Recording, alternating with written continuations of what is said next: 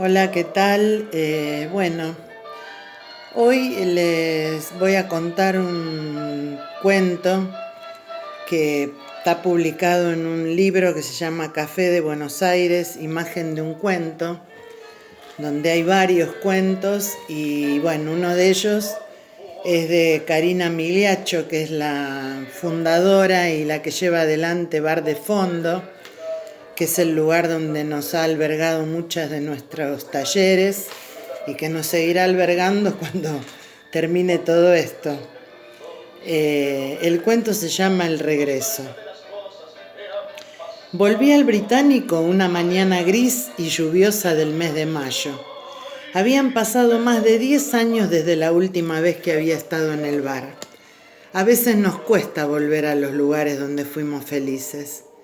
Me despisté un poco al entrar porque el bar ya no estaba dividido en sectores por la mampara.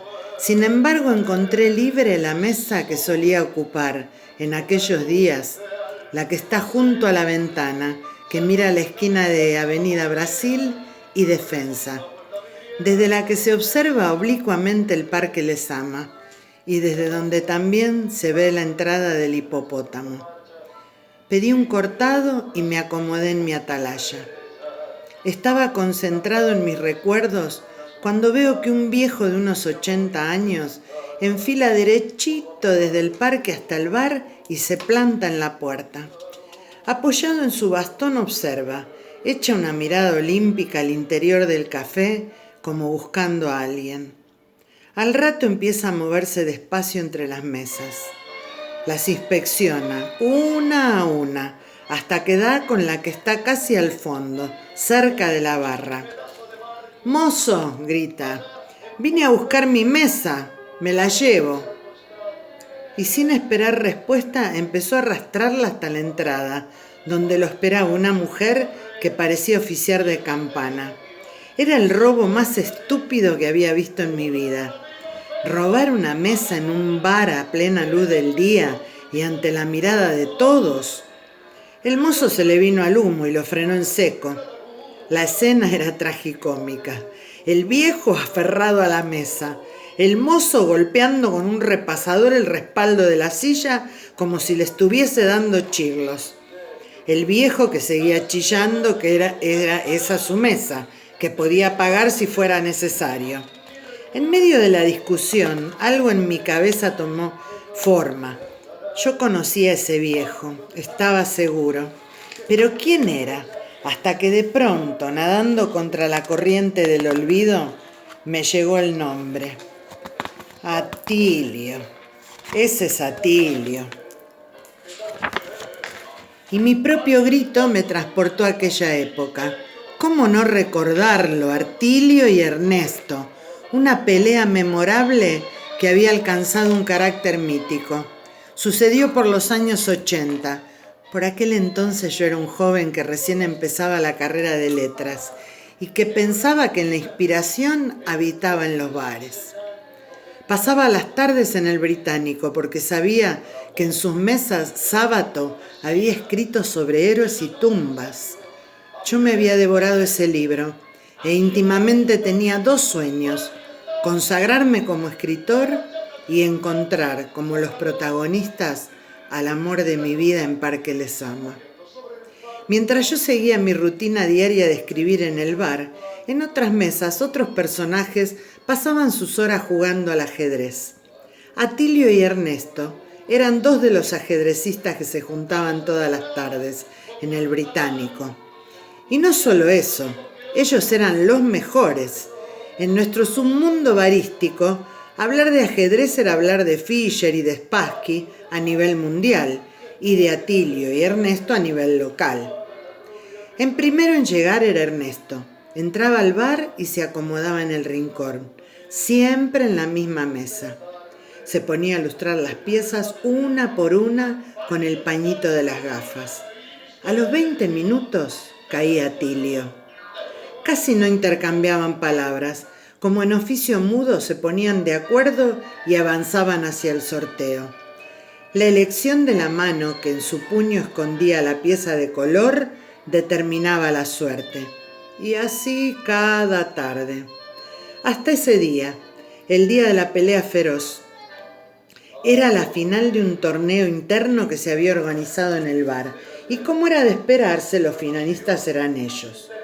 Todo era silencio, todos atentos a la partida, y en el exacto momento en el que Ernesto comió con su peón negro a la dama blanca de Atilio, justo entonces fue que Atilio, en un momento inesperado, tomó el borde del tablero y lo dio vuelta. En el recuerdo, todo se me representa en cámara lenta. Las piezas caen. Ernesto que se toma la cabeza. Atilio y su gesto de bronca. Ernesto que junta las piezas. Atilio que se va del bar jurando algo entre dientes. Cuestión que la partida nunca terminó y el campeonato se declaró desierto. Después, algunos conjeturaron que seguramente Atilio había vislumbrado que sufriría jaque mate en 2 jugadas. Otros, en cambio, vieron en el ataque del peón a la dama una forma velada de resolver un asunto relativo a mujeres, que al parecer estaba pendiente entre los dos. Al día siguiente, a la hora de siempre, vimos a Atilio cruzar el Parque Lezama. Se armó una especie de apuesta improvisada. ¿Entraría o no? Pero no, Atilio no entró, ni esa vez ni nunca más al británico. En cambio, cruzó defensa y se metió en el Hipopótamo, en donde a partir de ese día instaló su cuartel. Se había entablado un nuevo juego. Esa esquina de San Telmo se transformó en un gran tablero en el que Atilio y Ernesto se movían como piezas de un ajedrez trascendental. Y de a poco, los entonces habitués, nos fuimos también repartiendo como ejércitos de blancas y negras. Yo no quise renunciar al británico. Sin embargo, no tenía favoritismo ni por Atilio ni por Ernesto. Para mí funcionaban como una unidad. Uno era impensable sin el otro. En cambio, la chica que me gustaba, una estudiante de filosofía, muy blanca y de anteojos, fue la primera en cruzarse al hipopótamo. Ni siquiera sabía su nombre y hasta el momento no había logrado articular 2 palabras con ella. Pero todavía tengo el gusto amargo de esa tarde, cuando vi que juntaban sus apuntes y cambiaba de territorio. Durante un par de años fue un juego de espejos, las ventanas enfrentadas, uno espiando al otro, midiéndose a distancia, hasta que Ernesto dejó de venir al bar. Se rumoreaba que andaba mal de salud, que le costaba caminar. A los pocos meses, Atilio desapareció del hipopótamo. Todos pensamos que se habían dado por vencido, que la enfermedad de Ernesto lo había sacado del campo de batalla o que el tiempo había hecho su trabajo. Cuando en el 2006 cerró el británico, nosotros, los clientes asiduos, también nos fuimos desperdigando. Y si bien al año volvió a abrir, muchos ya no volvimos. Yo no volví hasta hoy. Me levanté de mi mesa y me interpuse en la pelea. Y casi grité que yo iba a solucionar el problema, que conocía al viejo. «Atilio», le dije, «soy Gómez, el pibe. ¿Se acuerda de mí?» Atilio levantó la vista. «Pibe, ¿vos sabés? Esta es nuestra mesa. ¿Te acordás?» «Me acuerdo, don Atilio, pero ahora venga, siéntese, le invito a un café». «No hay tiempo, pibe, Ernesto se nos muere». Ernesto se nos muere. Eso quería decir antes que nada que Ernesto estaba vivo. Y esa sola noticia bastaba para transformar mi mañana en un día espléndido. Ernesto estaba vivo y Atilio también. Y yo volvía a tener después de años la sensación de hogar, del británico cobijándome entre sus ventanales. Todo lo que importaba en el mundo estaba entre esas paredes. «¿Usted sigue viendo a Ernesto?», le pregunté. «No, pibe, pero tengo informantes». Y me cabeció señalando a la mujer que esperaba afuera. Atilio siguió su discurso. «Está encerrado en la casa, se nos muere, pibe. Y cabeció de vuelta. Y yo le debo la final, ¿entendés? Tiene que ser en nuestra mesa, como antes, pero el viejo no puede venir hasta acá. A continuación pasaron varias cosas y todas buenas. Primero entró la mujer que oficiaba de campana. Era ella. Era mi dama blanca. Más grande, claro, como yo mismo que ya tengo canas. Después la gente se agolpaba alrededor. Que escuchaba la historia de una amistad rota que quería salir a flote. Y por último al mozo, que me hizo un gesto comprensivo. «¿Nos prestás la mesa por unas horas?», le dije. El mozo asintió. «Atilio, ¿a dónde la llevamos?». «Ya sabés, pibe, cruzando el parque, sigue viviendo ahí».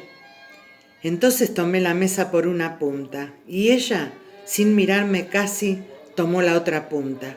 Los clientes se agolparon y como en un peregrinaje espontáneo, fuimos siguiendo a Atilio a través del Parque Lezama, enarbolando la mesa de los ajedrecistas, que inesperadamente iba a estar de fiesta cuando en un par de cuadras más albergase nuevamente a dos grandes, Atilio versus Ernesto, que no se hablaban desde hacía más de 30 años y que quizás las únicas palabras que se dijesen esa tarde fuesen jaque mate o tal vez en un acto de justicia pronunciasen tablas.